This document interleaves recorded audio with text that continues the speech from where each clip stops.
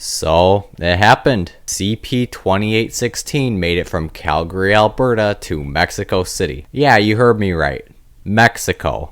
Now, I don't know about you, but the footage of this thing coming from Mexico looks like it came straight from hell, bro. When the tour was first announced, it was pretty obvious Mexico was going to be a bad idea. Someone as far into denial as to say that it, quote unquote, couldn't possibly be happening. They'll probably go just past the border and turn around. But no, CP2816 in the Final Spike tour did indeed venture 700 miles deep into Mexico. And oh boy, has some crap gone down along the way. One of the first videos I found out of Mexico was this one by Detector KCSM. And the first thing you notice is how many people are standing directly on the ballast and on the rails themselves. Many of them do clear, of course, but they are still way too close even after getting off the ballast. I've seen my fair share of idiots standing way too close to the tracks for something even as little as a GEVO here in the United States, and I was kind of under the impression that we were some of the worst as far as respecting railroad right of way.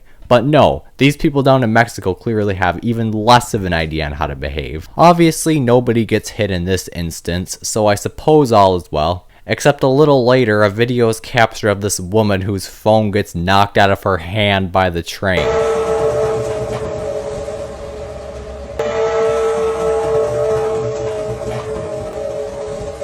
As we all know, a phone isn't very big, so if a train knocks your phone out of your hand, you are probably inches, literally inches, away from death. And, speaking of death, this is kind of dark, just to be warned. There actually did end up being an incident where someone found out what happens when you attempt to take a selfie with a train traveling, based from the video, probably at least 40 miles an hour, maybe less. I won't show the full thing because obviously that's much too disturbing for YouTube. The video's out there for you to view if you really must. It is quite disturbing. They go from screaming in excitement at the beginning to screaming in horror at the end.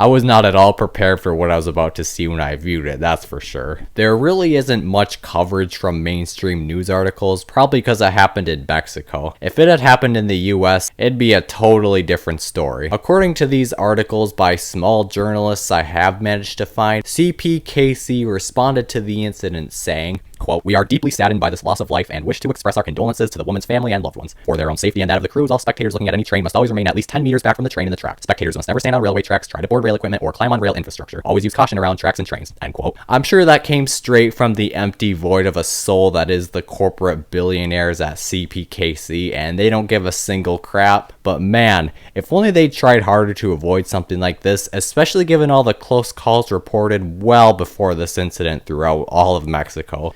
It pretty much took the ultimate price for them to finally take a little more caution, as can be seen here.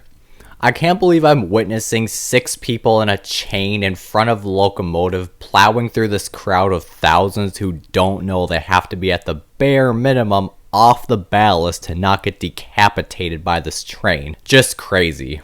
We see another clip here just out of Mexico City, this time kind of more on the funny side, but it's still a terrible thing to do, where this bro seriously thinks he's him. Just look at this. Loco, desgraciado. Yeah, not quite the main character boarding I was expecting either. Nice try though, you know. I don't know, maybe he is him.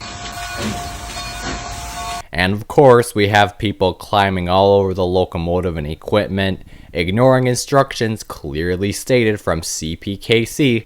Maybe it's just me, but thinking of how glorious, like, say, the Minot departure, for just one example, was all those weeks ago with that beautiful morning light and that great North Dakota scenery versus this, it just feels almost sad. I don't know, it's just a machine, but the Empress deserves better than this. Thanks for watching. Leave a like to help CP2816 escape Mexico once and for all. Subscribe so I reach 10K, and thank you so much to my channel members: Isaiah Vandy, Josh Norston, Trains of Southwest Michigan, Captain Morgan 757, Rebecca S, William D, Transit Fan 2022, Pasco Rail Productions, BNSF Bishop, Chip Lee, and Georgia Rail Videos.